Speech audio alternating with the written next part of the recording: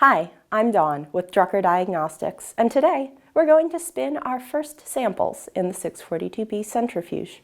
Your first spin in the 642B. Your 642B is set up, and now we're ready for our first spin.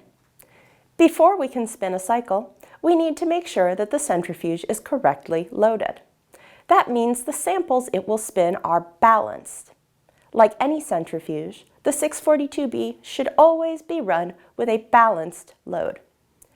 This helps keep the lab safe and ensures the maximum lifespan for your centrifuge.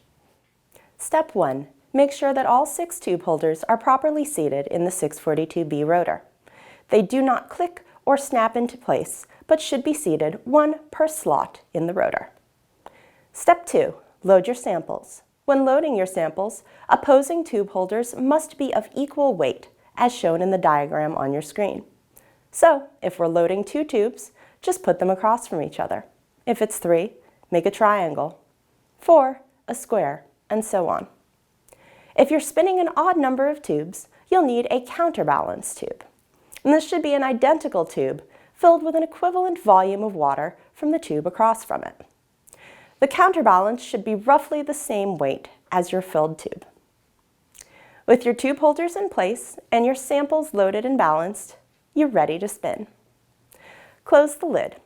Secure the lid latch by pressing it down gently and turning it a quarter turn counterclockwise. Next, select your time using the timer knob. The numbers around this knob indicate minutes of spin time. You may select any value from 0 to 30 minutes. In our case, we're going to run for 3 minutes, but you can run whatever time you like. Once you set the timer, the centrifuge will start automatically. The rotor will begin to accelerate, and the centrifuge will run for the time selected. Once the run is complete, the centrifuge will begin to slow down, eventually reaching a complete stop. You may then open the lid and retrieve your samples. Remember, your 642B has adjustable time, but its speed is preset and cannot be changed. It will always spin at 3,400 RPM, which is 1,600 XG. If you have any other questions about your 642B, you can always contact Drucker customer service and we'll be happy to help. Thanks for watching and have a great day.